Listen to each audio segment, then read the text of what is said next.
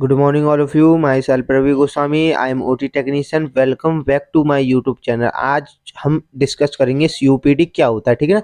COPD chronic obstructive pulmonary disease होती है, जिसमें आज हम पढ़ेंगे कि क्या क्या डिसीज होती है, डेफिनेशन होती है, टाइप्स होती है, कॉजेज होते हैं, ट्रीटमेंट होती है, डायग्नोसिस होती है, और हम इसको डिफाइन करेंगे। लेट्स स्टार्ट टू वीडियो, ठीक है।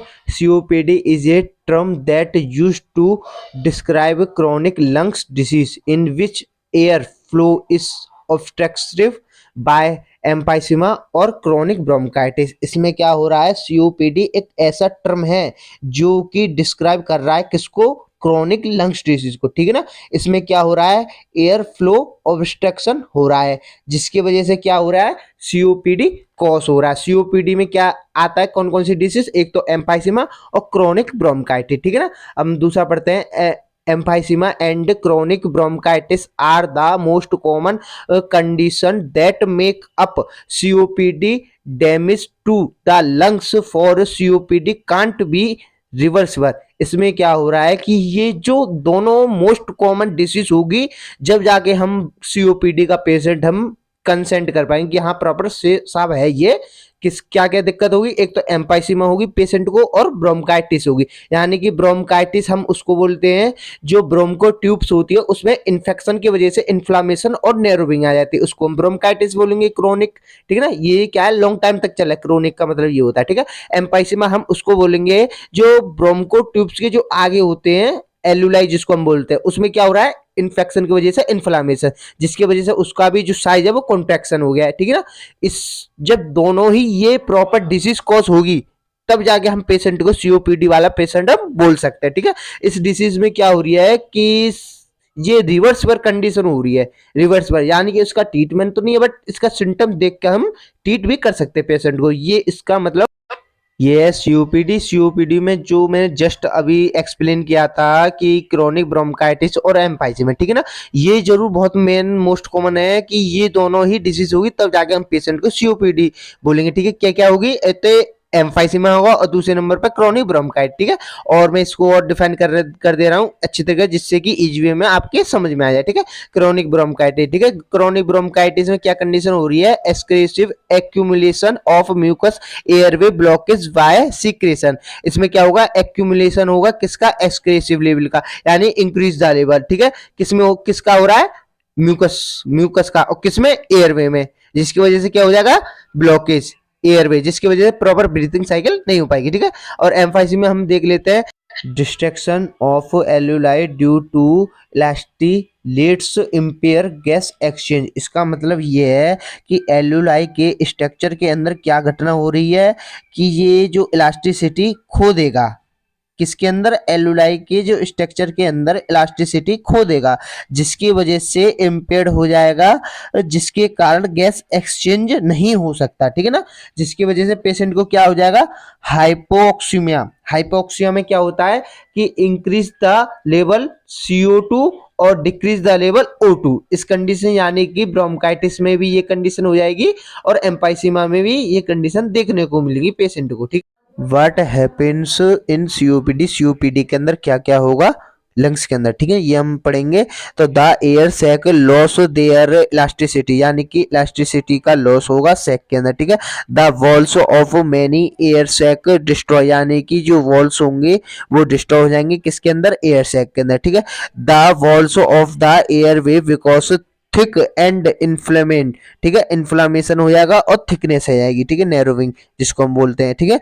और मोर म्यूकस प्रोडक्शन, यानी म्यूकस लेवल का क्या होगा, प्रोडक्शन होगा इंक्रीज लेवल में, ठीक है। ये कुछ इसके रिस्पेक्टर है, किसके, COPD के, ठीक है। रिस्पेक्टर हम उसको बोलते हैं जो कि कॉसेस टाइप का होता है, यानी कि किस किस कारण से हो रहा है क्या, COPD डिसीज कॉज, ठीक है। हम पढ़ते हैं अल्फा एंटीटिप्सिया डिफिशियंसी, यानी कि इसमें क्या हो रहा है, अल्फा एंटीटिप्सियंसी की डिफिशियंसी हो रहा है, डिफिशियंसी यानी कमी, ठीक है ना। और दूसरा पढ़ते हैं पैसिव स्मोकिंग, यानी कि स्मोकिंग की वजह से हो रहा है किसकी वजह से? स्मोकिंग की वजह से सीओपीडी मोस्ट कॉमन रहता है इसका कॉज।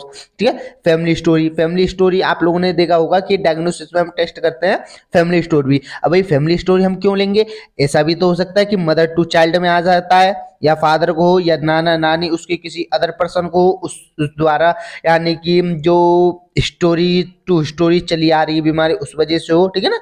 और तीसरे नंबर पर है एयर पॉल्यूशन जो आपने देखा होगा, ट्रैफिक है और जो एयर के अंदर पॉल्यूशन वगैरह होता है, डस्टिंग एयर हो जाती है, धूल धक्कड़ जो सिटी वाले शहर होते हैं उसके अंदर देखा होगा, जो चिमटे वगैरह ईट भीट पतते हैं, केमिकल सब्सटेंस जो लीकेज होते हैं, उस टाइप के एयर पॉल्यूशन जो हैवी रहता है। ठीक है। और स्मोकिंग यानी कि लॉन्ग टाइम तक हैवी स्मोकर, एकदम बहुत तगड़ा वाला स्मोकर, उसकी वजह से भी कॉज हो सकता है सीओपीडी। क्योंकि भाई स्मोकिंग करने से क्या होगा? सबसे ज्यादा इफेक्ट ब्रोंको होगा, ब्रोंकोल्स और एलुलाई। भाई एलुलाई तो स्टोर बैग जिसको हम बोलते हैं ऑक्सीजन का, भाई वो भी होगी इंजर्ड। ठीक है ना।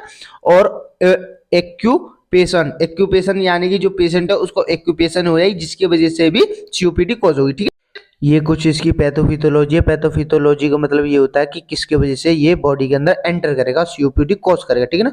तो ड्यू टू रिस्क फैक्टर यानी कि किसी भी कॉज के वजह से physical injury, chemical injury, pathogen, micro organism, fungal infection, bacteria, virus या किसी भी अदर कॉज की वजह से स्मोकिंग, डस्टिंग एयर पॉल्यूशन या क्रोनिक लंग्स डिसीज हो, या क्रोनिक लंग्स एप्सिस हो, यानी कि क्रोनिक लंग्स ऑब्स्ट्रक्शन हो, किसी भी cause by X Y Z, उसकी वजह से क्या होगा? Affect ciliary clearing mechanical of ciliary tract. इसका मतलब यह है कि म्यूकस क्लीन नहीं हो पाएगा सही से, जिसकी वजह से ब्रोंकोल्स के अंदर एयर फ्लो डिपॉजिट होने लगेगा, यानी कि जिसकी वजह से जो एलुलाई होती है, जो एयर कॉन्ट्रैक्शन रिलैक्शन करती है, उसमें कॉन्ट्रैक्शन तो हो जाएगा पर रिलैक्शन नहीं होगा। Increase accumulation of mucus for mucus gland. इसमें क्या कंडीशन हो रही है कि जो म्यूकस की जो ग्लैंड हो रही है वो क्या सीक्रेट कर रही है?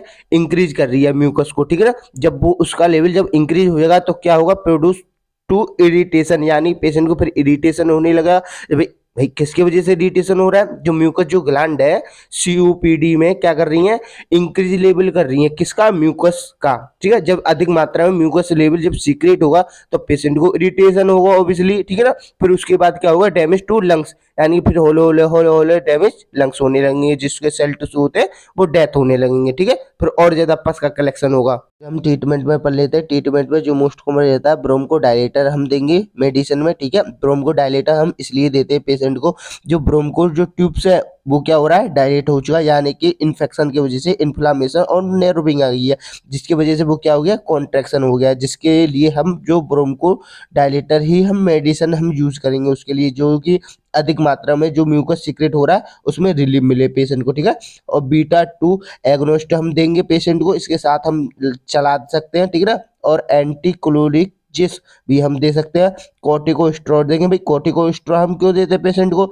जिस भी मेडिसिन की जो पावर है उसको और ज्यादा इंक्रीज कर दे, इसीलिए हम कॉर्टिकोस्टेरॉइड देते हैं। आप लोगों ने देखा होगा जब पेशेंट को एलर्जी वगैरह होती है तो एबिल्डेक्सा देते हैं, तो डेक्सा जो होती है वो कॉर्टिकोस्टेरॉइड ही हम बोलते हैं उसको। इसको साथ हम लेके चलेंगे। ठीक है ना। कोलिटिस हम लेके चलेंगे। ठीक है ना। और एक एंटीबायोटिक हम लेके चलेंगे। भाई हम एंटीबायोटिक क्यों लेके चलते हैं? क्योंकि जो बैक्टीरिया इन्फेक्शन है, वायरल इन्फेक्शन या पैथोजन इन्फेक्शन है, उनको किल करे और प्रोटेक्ट करे और इम्यूनिटी को स्ट्रॉन्ग करे, इसलिए हम एंटीबायोटिक हम लेके चलते हैं भाई। क्योंकि हमको प्रॉपर पता नहीं है कि कौन सी बैक्टीरियल है या फंगल है या किसकी वजह से कॉज हो रहा है, किसकी वजह से दिक्कत बन रही है, तो हम एंटीबायोटिक हम लेके चलेंगे, क्योंकि एंटीबायोटिक होती है सर्वगुण संपन्न। ब्यूलिजेशन लेके चलेंगे। फिर दूसरे नंबर पर फिर ऑक्सीजन थेरेपी। भाई ऑक्सीजन थेरेपी हम क्यों देंगे पेशेंट को? क्योंकि पेशेंट को क्या है? सीओपीडी में क्या क्या हो रहा है? एम्पाइसीमा हो रहा है, ब्रोंकाइटिस हो रहा है। ठीक है। इसीलिए हम ऑक्सीजन थेरेपी देंगे, जिससे कि प्रॉपर ऑक्सीजन साइकिल चल सकते। Removing bronchial secretion. ठीक है ना। रिमूविंग ब्रोंको सिक्रेशन हम इसलिए लेकर चलेंगे जो कि ब्रोंकोल ट्यूब टाइप स्ट्रक्चर है, उसके अंदर क्या हो रहा है? सिक्रेशन, उसको रिमूव करने के लिए। ये कुछ 3 सर्जरी है, जिसमें से पहला है ब्लैक्टोमी। ब्लैक्टोमी में क्या करते हैं? जो भी लोब इन्फेक्टेड हो जाता है उसको हम रिमूव कर देते हैं। और दूसरे नंबर पर लंग्स वॉल्यूम रिड्यूस थेरेपी में क्या है कि लंग्स को रिड्यूस कर देते हैं। ठीक है ना। थेरेपी द्वारा। ठीक है। और लंग्स ट्रांसप्लांट, यानी कि लंग्स को फिर हम ट्रांसप्लांट कर देते हैं लास्ट ऑप्शन में। ठीक है।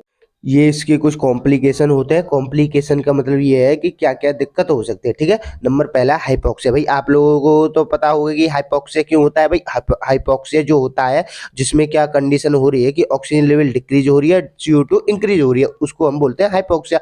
अब भाई हाइपोक्सिया क्यों होगा, क्योंकि भाई पेशेंट को सीओपीडी है। सीओपीडी में कौन कौन सी डिजीज होती है, एक तो एम्फाइसीमा होगी और ब्रोंकाइटिस होगा, ठीक है, जिसकी वजह से रेस्पिरेटरी जो साइकिल होनी चाहिए प्रॉपर, वो नहीं चल पाएगी, ठीक है, जिसकी वजह से पल्मोनरी हाइपरटेंशन इन आर्टरी। यानी इसमें क्या कंडीशन है भाई, पहले हम डिस्कस कर लेते हैं कि हाइपरटेंशन किसको बोलते हैं। भाई हाइपरटेंशन हम उसको बोलते हैं जो ब्लड वेसल्स की जो वॉल्स होती है उसके अंदर ब्लड प्रेशर इंक्रीज हो जाता है। यानी इंक्रीज हो गया तो भाई हाइपरटेंशन, अगर डिक्रीज हो गया वही प्रेशर तो क्या होगा, हाइपोटेंशन। यानी कि ब्लड वेसल्स की जो वॉल्स होती है उन पर ब्लड प्रेशर पड़ता है, उसको ही हम हाइपरटेंशन और हाइपोटेंशन बोलते हैं। इस सिचुएशन में क्या हो रही है, पल्मोनरी हाइपरटेंशन इन आर्टरी, यानी आर्टरी के अंदर जो ब्लड वेसल्स की वॉल है उनका जो ब्लड प्रेशर होता है वो क्या हो गया, इंक्रीज हो गया, ठीक है ना।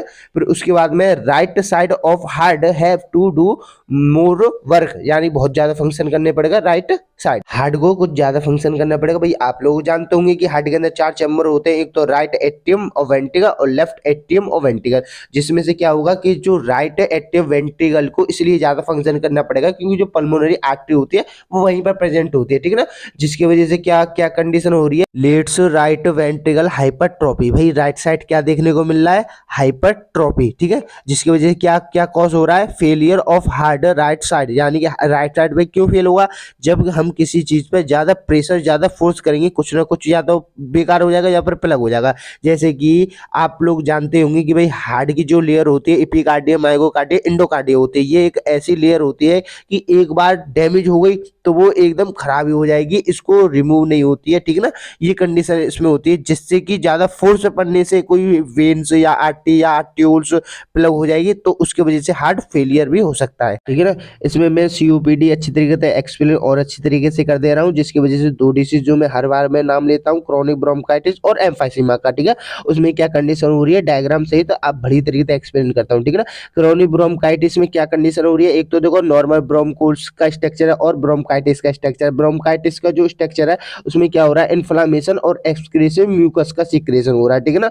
और एम्फाइसीमा में क्या हो रहा है, एम्फाइसीमा भाई हम उसको बोलते हैं जो एल्यूलाई टाइप स्ट्रक्चर होती है ना, जो ब्रोंको ट्यूब्स के अपर साइड में होती है, जो एल्यूलाई एकदम गोल गोल जैसे कि देखे होंगे आपने एग्जांपल के तौर पे अंगूर के जो गुच्छे होते हैं, सेम कंडीशन एल्यूलाई उसी को हम बोलते हैं, ठीक है ना। उसमें क्या हो रहा है, जो एल्यूलाई मेम्ब्रेन की ब्रेकडाउन हो रही है जिसकी वजह से हम एम्फाइसीमा ही बोलते हैं। थैंक यू फॉर वॉचिंग मी। भाई आप लोगों के लिए इतना मेहनत करते हैं, इतनी नॉलेज वाली वीडियो लेके आते हैं, ठीक है ना। अच्छा लगे तो भाई लाइक करिए और बेल आइकन ऑन कर दीजिए जिससे कि नोटिफिकेशन आए आप तक पहुंचे, ठीक है। और सब्सक्राइब भाई आप लोगों को शेयर भी करनी है, ठीक है ना। और भाई सब्सक्राइब इसलिए कर देना क्योंकि भाई आप लोगों यार इतना मेहनत करता हूँ, सुबह उठता हूँ, कॉलेज भी जाता हूँ, जॉब भी करता हूँ और वीडियो भी बनाता हूँ, ठीक है, इतना तो बनता ही।